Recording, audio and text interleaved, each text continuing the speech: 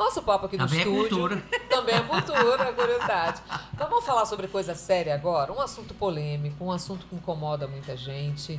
Nosso papo agora aqui no estúdio é com o escritor, cientista social Wagner Warpeik. Falei direito? Sobrenome? Bom, na pauta, gente, é o lançamento do livro dele, que acontece na próxima sexta-feira. Vai ser aonde? No Praia Shopping, é isso? Me lembre, Kívia. Isso. Na Nobel do Praia Shopping. Que horas? Às 19 horas. Pois é, o nome do livro é o seguinte, o título, Pornofilia, sobre a natureza moral e cultural da sociedade ocidental. Vamos falar sobre isso agora. Se você quiser participar da entrevista, mandar sua pergunta, seu comentário, é só acessar aí o nosso zap, o 996890091, ou então pelo nosso chat no YouTube, tá bom? Wagner, bom dia, seja bem-vindo à Rede Tropical de Notícias. Seja bem-vindo aqui a essa bancada que adora um assunto polêmico. Bom dia, obrigado aí pela oportunidade e bora conversar. A abordagem, ela é feita de que forma? É baseada em pesquisa? É baseada em que exatamente? Ou é uma ficção? Qual é a proposta do livro? O livro é fruto de uma pesquisa acadêmica de sociologia. E então eu recuperei essa pesquisa que foi iniciada mais ou menos 15 anos atrás, decidi lançar esse livro agora. Então ela é originalmente acadêmica, mas eu tentei torná-la mais interessante para o público amplo. Sim. O uso, o consumo da pornografia, ela sempre existiu, né? Mas você acha que com as novas tecnologias, o acesso à internet cada vez mais constante, independentemente da idade, isso tem feito com que esse nicho se amplie?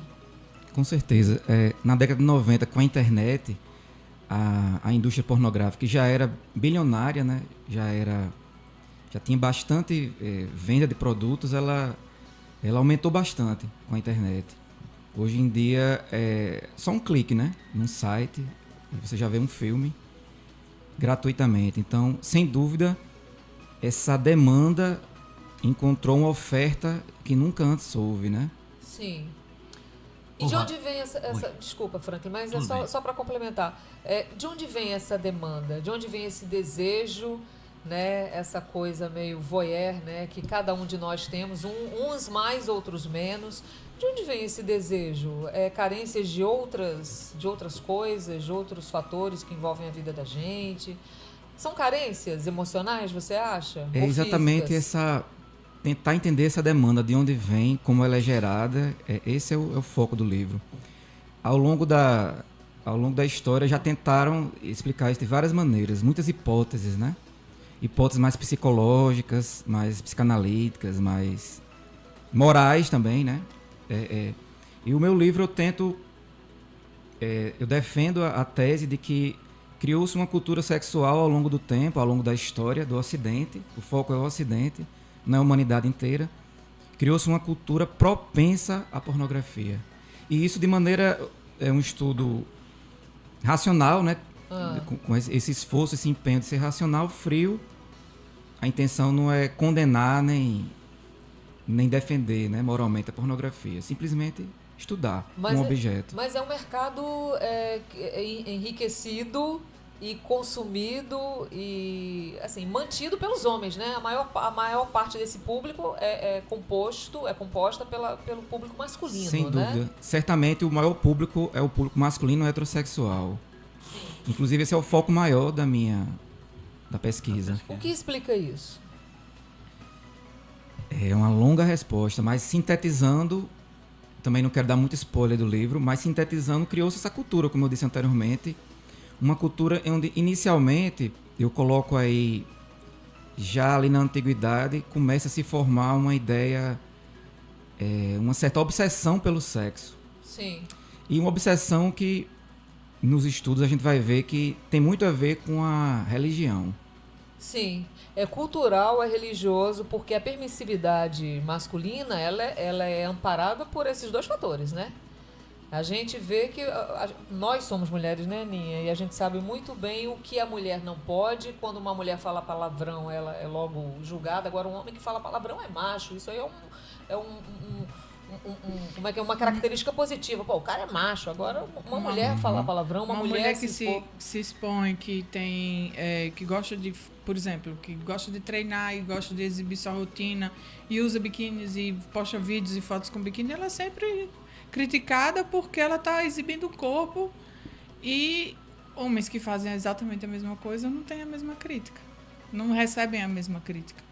Eu lhe dou nomes aqui da nossa cidade de mulheres que fazem isso e todo mundo fala mal da mulher. Mas todo mundo consome, todo mundo olha. E quando é um homem que se exibe o corpo, o homem não recebe esse mesmo julgamento, não vai para a mesma fogueira. Sim, esse tema tem a ver com o livro, sem dúvida. É o que eu chamo de androcentrismo, que outros chamam de patriarcado e outros termos talvez mais políticos. Eu prefiro um termo mais técnico, androcentrismo, ou seja, há uma sociedade cuja sexualidade é mais agressiva, mais instrumental, ou seja, a mulher é vista como tomada como objeto. E a pornografia, ela sem dúvida concretiza isso, né? Ela reflete isso, de maneira inclusive bem exagerada, né? Bem exemplar. Só que eu vou além disso. Não se trata apenas de uma denúncia, né? A ideia não é essa. Vai muito além da questão de guerra e paz entre os gêneros. A pornografia, ela, como eu comecei a dizer aqui, a ideia de pecado, do sexo como pecado, né, que está lá já na construção do chamado cristianismo na antiguidade, e que vai receber uma grande intensificação na Idade Média, com a criação do confessionário, Sim. que é as pessoas perseguirem em si mesmas e nos outros sinais de sexo. Ou seja, a sexualidade é perseguida, ela se torna o centro. Vigiada, policiada. Mas muito mais pelas mulheres, né? As mulheres foram policiadas nesse sentido, os Sem homens dúvida. nem tanto, né? Os homens sempre tiveram espaços para manifestarem e exercerem sua sexualidade, né? Como os prostíbulos, por exemplo, onde as mulheres eram usadas, onde as mulheres Sim. eram vendidas, né? Certamente. E os homens não, os homens com total liberdade para manifestarem suas sexualidades. E para serem expostos a esse tipo de sexualidade, de comportamento logo cedo, porque com 14, 15 anos Exatamente. Era costume, o pai já levava, não sei o quê, para levar, perder a virgindade e tal. Não fazia a mesma coisa com a filha. As estatísticas mostram que o consumo de pornografia entre mulheres ele é bem mais baixo. A diferença é claro que estatística existe sempre a possibilidade das pessoas se envergonharem, não dizerem, né? Até não entenderem a pergunta, existe tudo isso, mas como eu peguei estatística em vários países, em tempos diferentes, Alemanha, Inglaterra, Brasil, e o consumo é muito maior entre os homens, sem dúvida, isso tem a ver com essa cultura sexual androcêntrica. Sem dúvida. As mulheres, existe a pornografia feminista, né? Já se fala nisso nas últimas décadas. Não foi meu foco, não foi o foco específico, mas sem dúvida, qualquer tipo de pornografia entra nessa lente que o livro coloca. Ou seja, o livro não é sobre a pornografia machista, coisa do tipo, é sobre pornografia. Inclusive é feminista.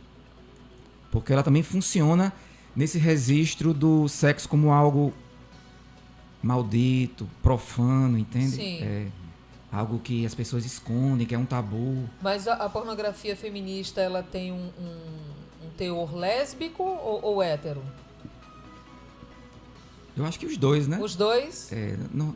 Não é tanto o meu foco, mas sem dúvida faz parte, né, também do estudo. Sim.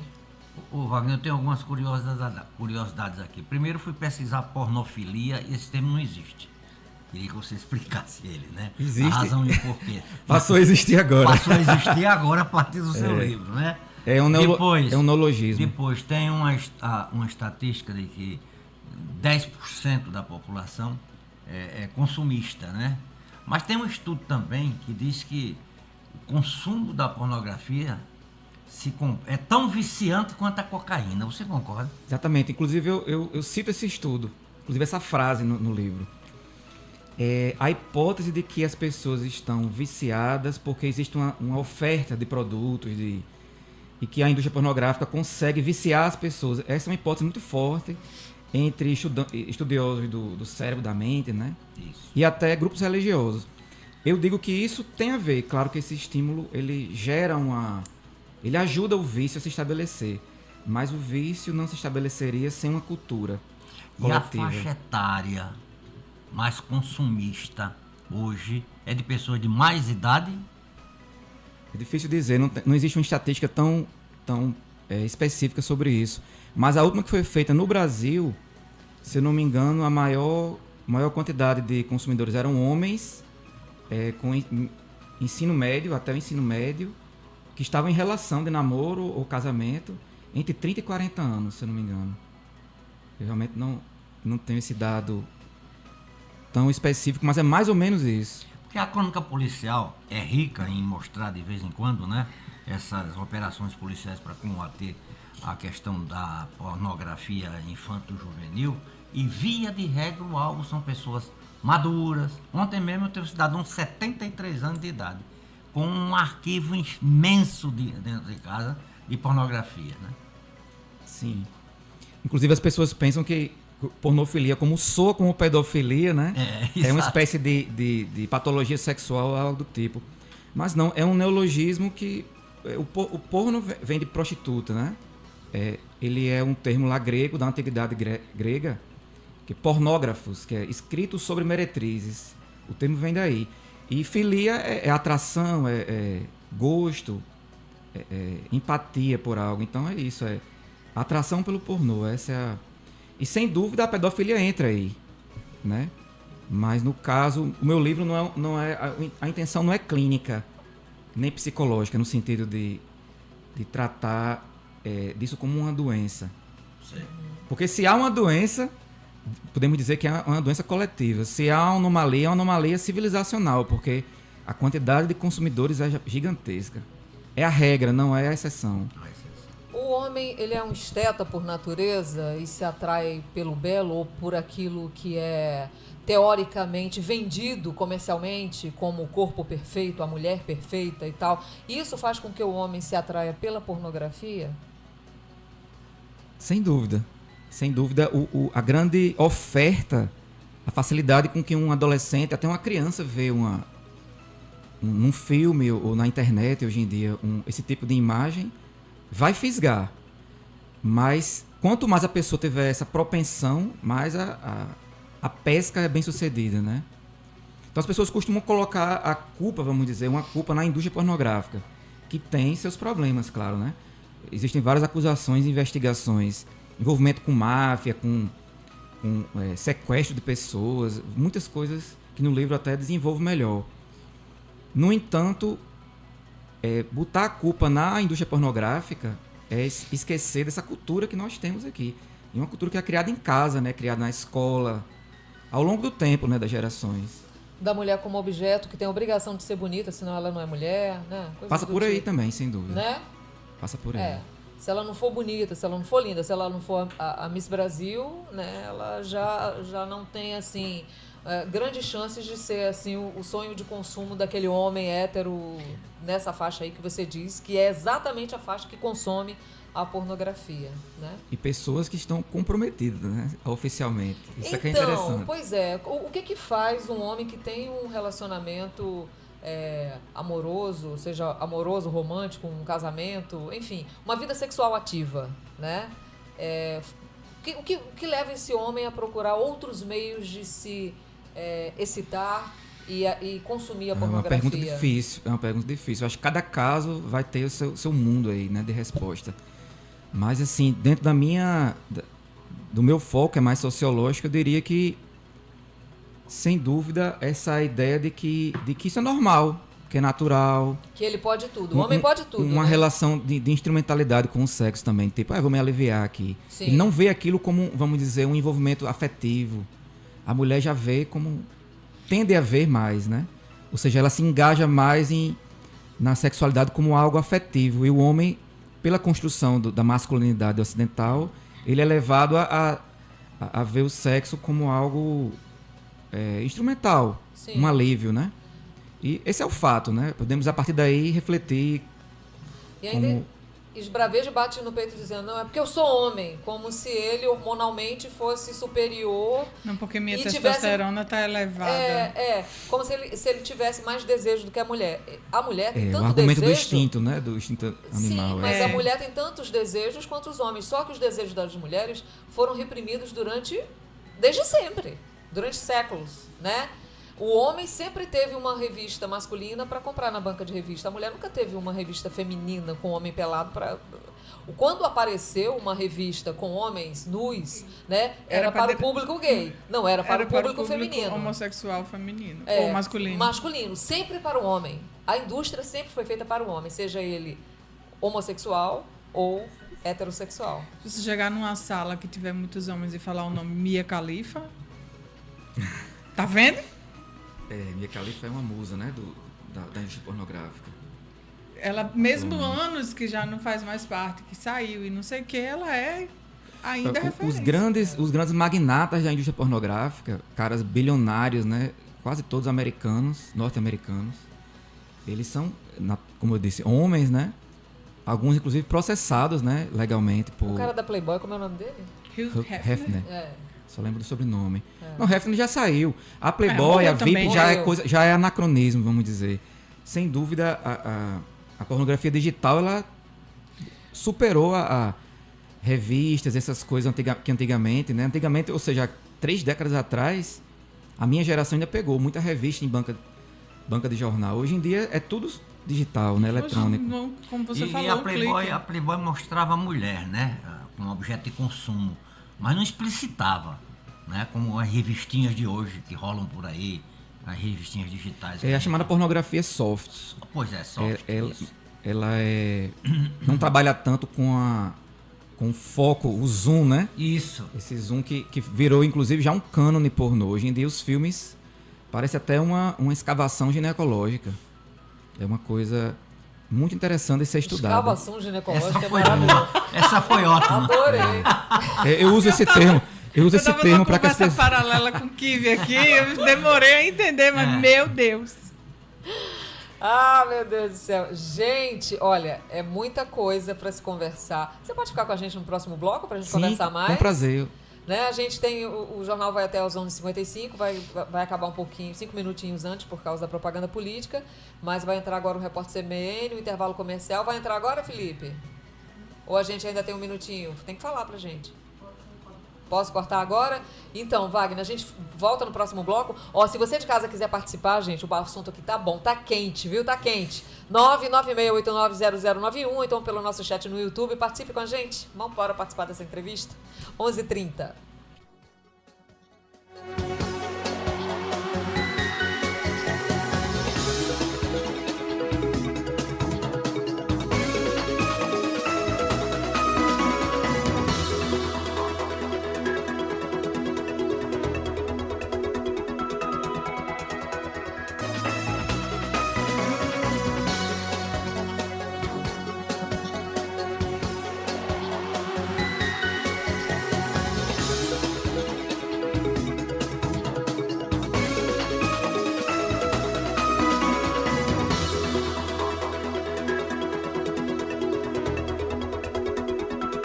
CBN, top de 5 segundos.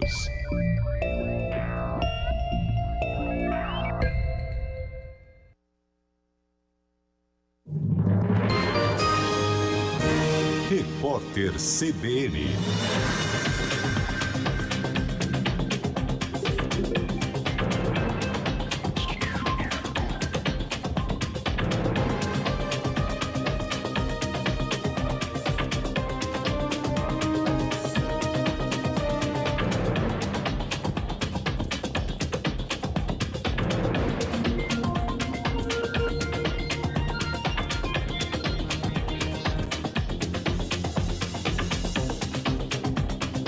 Quarta-feira, 23 de outubro de 2024. O presidente Lula culpou os países ricos pela crise climática que atinge o mundo atualmente. Em discurso na cúpula do BRICS, por meio de videoconferência, ele cobrou das nações desenvolvidas o pagamento anual, já prometido de 100 bilhões de dólares para ajudar os países mais pobres a enfrentar o problema. Diante do presidente Vladimir Putin, Lula também defendeu uma negociação de paz para acabar com a guerra entre Rússia e Ucrânia. O escritor carioca, poeta e letrista Antônio Cícero morreu aos 79 anos. A informação foi confirmada pela Academia Brasileira de Letras, que ele integrava desde 2017. O escritor sofria de Alzheimer. Antônio Cícero era irmão de Marina Lima e colaborou com letras de músicas da cantora como Fugaz e Pra Começar. Segundo o colaborador da CBN, colunista do jornal O Globo, Lauro Jardim, ele foi submetido a uma eutanásia na Suíça. Antônio Cícero foi cremado e as cinzas serão trazidas ao Brasil pelo companheiro. A Polícia Federal e a Receita fazem uma operação em Belo Horizonte contra um esquema de venda de créditos falsos para quitação de dívidas com a União. O sócio de um escritório de contabilidade intermediava a operação. Mais de 10 empresas e até prefeituras participavam da ação fraudulenta. Segundo a investigação, os criminosos pretendiam quitar mais de 100 milhões de reais em impostos de maneira ilegal. O Ministério da Saúde está reforçando a vacinação das crianças no município de Oiapoque, no Amapá. A Organização Pan-Americana de Saúde confirmou a presença do vírus da pólio em águas do esgoto da Guiana Francesa, que é vizinha. Apenas 35% das crianças da cidade estão imunizadas contra o problema. O objetivo é chegar a 95%. O último caso de pólio no Brasil foi em 1989.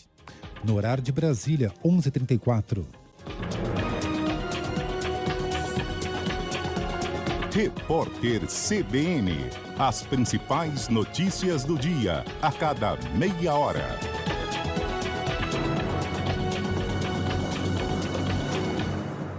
Fala, querido ouvinte, aqui quem está falando é André Cury, diretor do Colégio Porto. Vim aqui fazer um convite para você que está escolhendo sua nova escola para 2025. Conheça o Colégio Porto, que prepara alunos a partir do 6º ano para conquistarem resultados incríveis no Brasil e no exterior.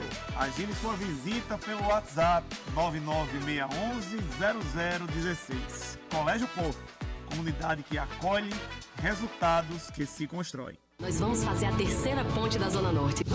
Natália, quem danado cai nessa, mulher? Sua professora Fátima, que tem mais dinheiro no governo, mais tempo no PT, prometeu e não fez? Aliás, prometer com vocês mesmo, né? Fazer outra coisa. Cadê que Fátima fez o que prometeu? Olha, deixe moído que o povo sabe que uma vitória sua, quem ganha é Fátima. Paulinho Prefeito. Propaganda eleitoral gratuita. Paulinho Prefeito, Joana Vice-Prefeita, Coligação Bora Natal, União, Republicanos, PL, PP, PSDB, Cidadania, Podemos, Solidariedade. Cuidar da saúde é importante e saber que podemos ter esse cuidado 24 horas é ainda mais. Na Humana Saúde você conta com ampla rede credenciada, clínicas próprias e os melhores hospitais da cidade. Você, sua família e seus colaboradores são atendidos com qualidade, atenção e tecnologia de ponta. Atendimento médico virtual através da telemedicina 24 horas. Pensou em plano de saúde? Pensou Humana Saúde. Ligue 4020 4220 ou acesse humanasaude.com.br. Ofertas turbinadas. Agora é a sua vez de sair de Fiat 0 km.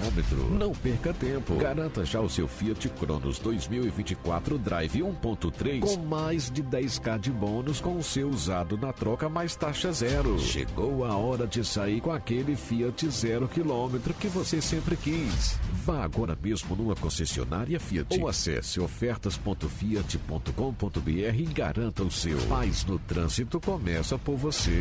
Depois de revolucionar o mercado de conexão empresarial com o UP 5G, a Inovanet lança o Wi-Fi App, a plataforma digital que a sua empresa precisa para atender as demandas da Lei Geral de Proteção de Dados.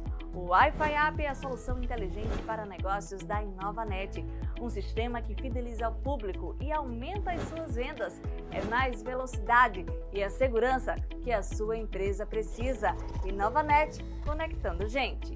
Na Prefeitura, nós vamos fazer a terceira ponte da Zona Norte, ligando o bairro Potengi ao Viaduto do Baldo. Integrar toda a cidade é o nosso compromisso. O estudo já existe e eu já falei com o presidente Lula. Você pode ter certeza, querida Natália, que não faltará dinheiro para você melhorar a vida desse povo.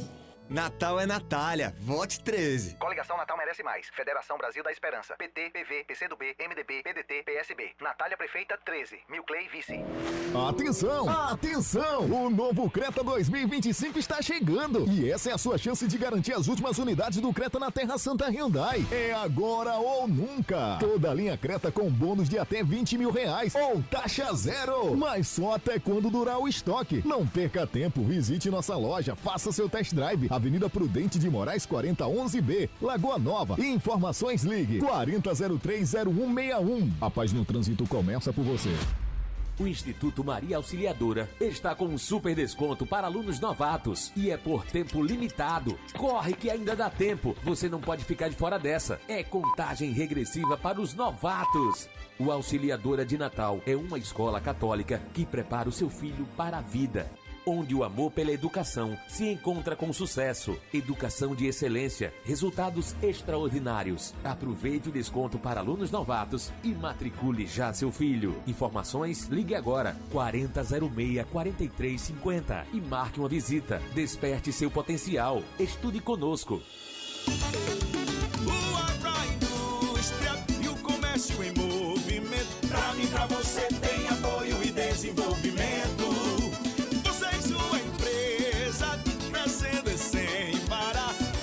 Por isso, com certeza, sou o mais potiguar. Sua instituição financeira é Sicoob Potiguar. Sinta-se em casa, pode chegar. Sou o mais potiguar. Sicoob Potiguar.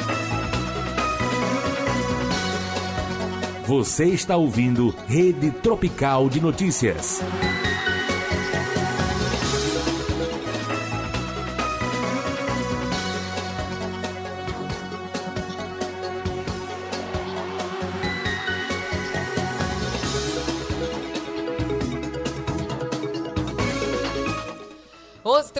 A gente está de volta, lembrando que por causa da propaganda política, a gente está indo embora sempre assim, uns 5 minutinhos antes, então em vez de terminar ao meio-dia, a gente fica aqui até as 11h55, e por isso mesmo, como o papo está muito bom, a gente está falando hoje, a gente está conversando aqui no estúdio, minha gente, com o escritor e cientista social Wagner Warpeik. De onde vem esse sobrenome, Wagner? Ah, é uma longa história, deixa pra lá. E agora fiquei curiosa, depois no bastidor você vai explicar. Então, Wagner Warpeik, ele é o autor desse livro aqui, que eu estou mostrando para vocês, Pornofilia, que vai ser lançado, quando, meu Deus do céu? Sexta-feira, no 7 horas da noite, na Nobel do Praia Shopping. Nobel do Praia Shopping, a partir das 19? 7 horas, 19 horas.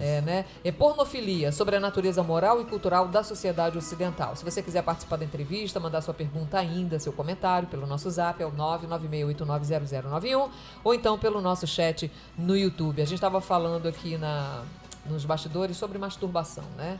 E o quanto a masturbação ela é permitida aos homens e tão tolhida, né? Tão proibida entre as mulheres, né?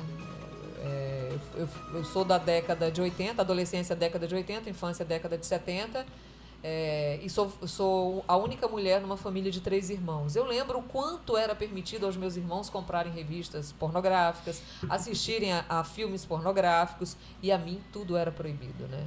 Tudo era proibidíssimo. Então, a sexualidade no homem, ela não só é permitida, como ela é estimulada, né? Ela é liberada, ela é estimulada, ela é autenticada. Tudo é permitido ao homem, né? Talvez por isso as mulheres tenham tido tanta dificuldade. Inclusive, até hoje, existem mulheres maduras que nunca tiveram um orgasmo na vida, né? Porque até a masturbação foi proibida a essas mulheres a vida toda. Foi taxada como uma coisa suja, proibida, né? Enfim, por que isso acontece, né? Ainda, em pleno 2024. Se não fosse algumas mulheres quebrando esses tabus, como a proprietária lá da Ponto G, né, Aninha? Fernanda, que distribuía aqui vibradores. Cada vez que ela abria uma loja, ela passava um dia inteiro, né? Distribuindo vibradores para as mulheres, né? Então, assim... E fala abertamente, e dá dicas abertamente no Instagram, e mesmo assim ainda é muito criticada. Sim, eu imagino o quanto ela deve ser criticada por causa disso. Você acha que passa pelo machismo, Wagner? O grande consumo de pornografia?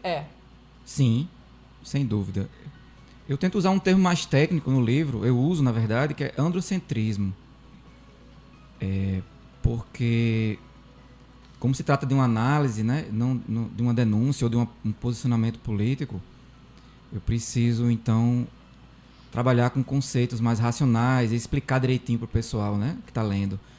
E o androcentrismo é isso, a construção de uma sexualidade masculina voltada para a instrumentalidade, ou seja, o corpo da mulher é um objeto à disposição, né? E sem dúvida a pornografia demonstra isso, né? Sim. Então passa por aí, mas não é meu foco maior.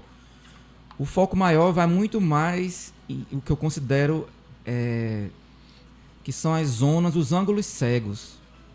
Ou seja, se a gente ficar apenas nesse foco de gênero, a gente não vai entender como, inclusive, os dois gêneros foram afetados ao longo da história. Por exemplo, pela ideia de sexo como pecado. A ideia de sexo como pecado, perpetrada sobretudo pela Igreja, a Igreja Católica, né, na Idade Média, esse é o ponto mais forte, ela, vamos dizer assim, colocou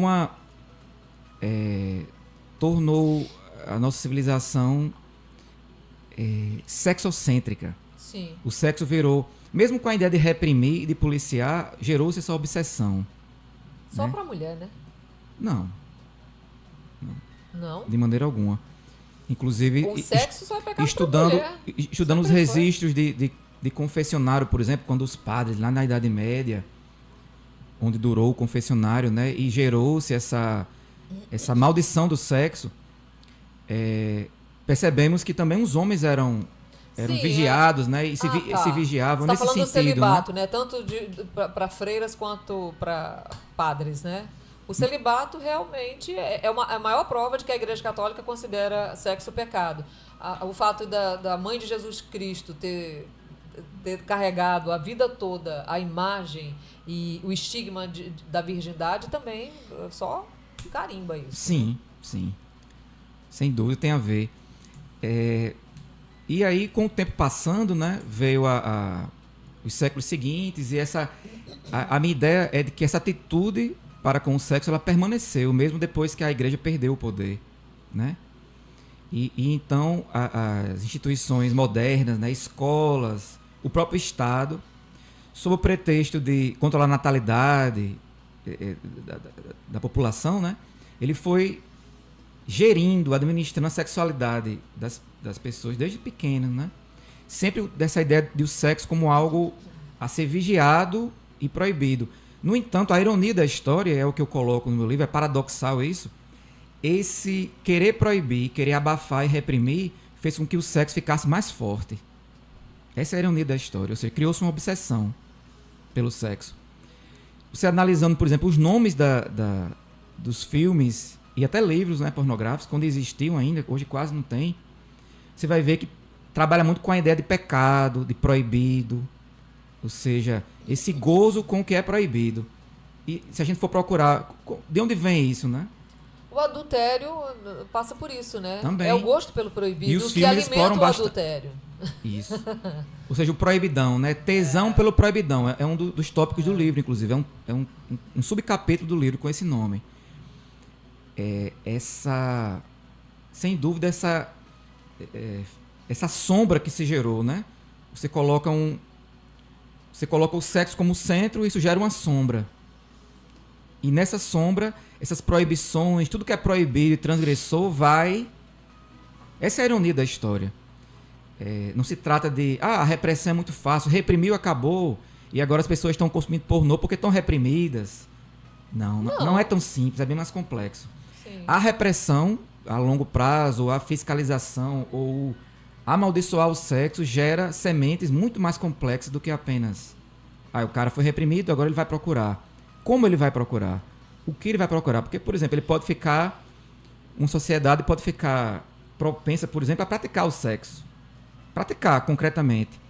Se a gente comparar, por exemplo, a nossa civilização com os indianos, até os árabes, eles estavam mais interessados em transar, em fazer sexo, do que em pensar sobre sexo. E a nossa civilização ela se especializou em pensar, imaginar, o voyeurismo. Então isso é muito interessante. Sim. E tem a ver com a história, né? Em alguns países da África ainda se mutilam mulheres, né? Se tira o clitóris da mulher para ela não sentir prazer. Sem dúvida. Eu achava que tinha sido proibido. Isso aí é um exemplo brutal do androcentrismo, né? Ou seja, meu prazer está garantido, então o seu não é necessário. Tinha sido proibido, não? Demorou. Vamos ver aqui. Mutilação genital feminina. Demorou. Acho que no começo do século ainda existia. Desse século. 2020 tá aqui. Uma coisa que... Cerca de... Cadê? O que é mutilação genital feminina e em que países isso ainda acontece? Ainda está acontecendo. Teve aquela modelo, né, que denunciou e fugiu e... Sim. Pois é, cara. É um negócio... Então, assim, qual é a conclusão que você tirou durante essa pesquisa? Que o machismo realmente, esse androcentrismo, para não falar machismo, né, que é uma palavra muito batida e, enfim, e muitas vezes muito discriminada por quem fala, né? Como se o feminismo fosse uma revoltazinha boba, né, Aninha? Sim. De quem nunca sofreu na pele, né? O androcentrismo. Então, você acha que o machismo é a base de todas as limitações que a gente tem, da alimentação dessa indústria e das limitações que existem no universo feminino em relação ao não poder consumir, né? Ou ser julgada por consumir a pornografia, a pornofonia, ou seja lá o que for, né? Tudo passa pelo machismo e por essa cultura que vem desde lá de trás, né? Você chega a essa conclusão? Qual é a sua grande conclusão ao fim dessa pesquisa, Wagner? A minha conclusão é de que a pornofilia, como eu chamo, esse neologismo, ela é causada por várias coisas, várias causas, né? Entre elas, há o androcentrismo, como eu falei, o poder da indústria pornográfica, que é muito capilar, ela chega no seu público, ela aborda, ela atrai. Então, sem dúvida também, os desequilíbrios fisiológicos e psicológicos também, né? A repressão também é um dos fatores, mas o principal não é nenhum deles. Essa é a conclusão que eu chego. É uma visão de sexualidade que transcende, né, os gêneros, homem e mulher, e as orientações sexuais também. Construção de uma visão de sexualidade propensa a querer se satisfazer, ou pelo menos tentar se satisfazer, através do consumo de um produto pornográfico. Essa é a conclusão que eu chego. Aqui sem querer dar muito spoiler, mas já basicamente dando uma síntese, né, da chegada da corrida. Mas a corrida é bem mais longa e sem dúvida as pessoas não vão entender direito aqui o meu pensamento, né, como eu tento convencer as pessoas disso, vendo apenas a conclusão, né, ouvindo a conclusão. É preciso ver os argumentos, já que é um trabalho científico, né? Qual é a linha aí que separa a pornografia da arte erótica, hein, Wagner? O pessoal se acostumou a colocar a pornografia, é sexo explícito. E o que é mais elegante, mais sofisticado, intelectualmente, é arte erótica, né? Isso gera uma duplicidade, uma dicotomia que eu tento escapar no livro. Essa dicotomia entre arte e entretenimento, cultura popular de massa e cultura erudita. Por exemplo, um filme de Lars von Trier, Os Idiotas. Ele é considerado um cinema cult, né? Tem sexo explícito, por exemplo. Algumas pessoas taxaram o filme de pornográfico. No entanto, o filme vai além disso, né? O sexo não é o monopólio do conteúdo do filme. Então, nesse caso, por exemplo, não considero pornográfico. É um exemplo que eu dou aqui, né? O que seria a arte erótica? A arte erótica seria uma obra em que o sexo faz parte do conteúdo, mas ele não é o monopólio, ele não monopoliza, ele não é o mapa onde convergem todos os rios. Já num filme pornográfico, como eu defino, tudo que há no enredo, até a roupa que o cara veste, até aquilo, tudo vai convergir para o quê? Para o sexo. Então, mesmo sendo uma obra sofisticada intelectualmente, se ela tiver essa característica, eu defino como pornográfico. É uma definição nova. não é o que se costuma fazer nos debates, né, acadêmicos sobre isso. Não, a gente estava falando sobre as mutilações, né? O país é Serra Leoa, que ainda existe, tá, Aninha? Serra Leoa continua. É um país onde o caminho para a vida adulta pode trazer dor, trauma e até matar mulheres. Onde crianças podem ficar sem as mães por causa das antigas tradições. É uma sociedade secreta que arranca os genitais de mulheres de Serra Leoa como parte de uma cerimônia de rito de passagem realizada há séculos. A mutilação genital feminina está tão arraigada na sociedade do país africano que a maioria das mulheres do país teve a genitália cortada. 83% na faixa entre 15 e 49 anos, segundo a ONU. E ninguém sabe quantas morreram como resultado disso. Nessa indústria cinematográfica temos 2 ícones. Um foi rotulado como erotismo, uma obra erótica, e o outro, dizem os entendidos, teria descambado para a pornografia. Emanuele e O Último Tango em Paris. Que depois se revelou que aquela cena foi um estupro, né? Foi um estupro real. A atriz... Ela não Maria sabia. Schneider. Maria Schneider. Ela não sabia que ia ser estuprada. Menor de idade. Nem o inclusive, diretor né? sabia. Pois Foi conivência. Isso foi em Hollywood, né? Foi em Hollywood. Inclusive... Ou seja, contra essa ideia de que a pornografia ou certos tipos de violências sexuais acontecem mais no âmbito dessa indústria pornográfica mais massificada. Em Hollywood Os Trapalhões tiravam onda com isso. Naquelas sketches que eles faziam do Zacarias se vestindo de mulher, cantando Papai, eu quero me casar, ou Minha filha, você liga com quem? Ele dizia, eu quero me casar com o Marlon Brando, com ele você não casar bem, porque ele amantegou Maria Schneider e vai amantegar você também. Olha o absurdo. A memória da criança. Que os Trapalhões, que saudade dos Trapalhões. Agora, Emanuele foi romantizado, né? Ele foi um erotismo que não chegou aos extremos. Eu considero, inclusive no livro, eu trato de Emanuele e, por exemplo... Mas eu tendo buscar as pornochanchadas brasileiras, né? As famosas pornochanchadas. Eu considero esse gênero, que é um gênero praticamente extinto. E vamos dizer, ele foi o mais longe do ponto de vista da riqueza cinematográfica que o chamado cinema pornô chegou. Wagner, o nosso tempo está quase terminando. Eu acho que a gente merece outro programa, cara. Porque... Não é não, Kívia? A gente merece outro programa. Eu acho que depois do seu lançamento a gente vai te chamar aqui para a gente continuar essa conversa. Porque, olha, são muitas nuances, ramificações, porque a gente vai parar na pornofonia, na pornografia, e eu já dou a dica, pornofilia. Já dou a dica para o volume 2 do seu livro, você inserir as redes sociais. Eu mandei para a Kívia uma matéria falando sobre como nós estamos expostos ao soft porn, nesses conteúdos de TikTok, de dancinha, de arrume-se comigo e não sei o quê. Porque do nada a menina tá enrolada na toalha. Oi, se arrume comigo, não sei o quê. Mostra enrolada na toalha. É um soft porn. Sim, sem dúvida. Fica a dica. Tem até aquela brincadeira que dizem, né? Que o Instagram tá ficando cada vez mais perto do... Sim. Como é o nome daquele aplicativo? OnlyFans? Do OnlyFans, Gente, olha, a gente tem que ir embora. Wagner, o Arpeik. Meu queridíssimo, olha, sexta-feira é o lançamento, tá, gente? Lá no Nobel, 7 horas da noite, no Nobel do Praia Shopping. Pornofilia. Vale a pena ler, vale a pena conversar com o Wagner. E a gente vai chamar você de novo, Wagner. Semana que vem, nos aguarde. Porque a gente tem que conversar mais sobre esse assunto, é muito bom. Tchau, gente. Uma ótima quarta-feira pra todo mundo. Valeu, Wagner. Obrigado. Tchau.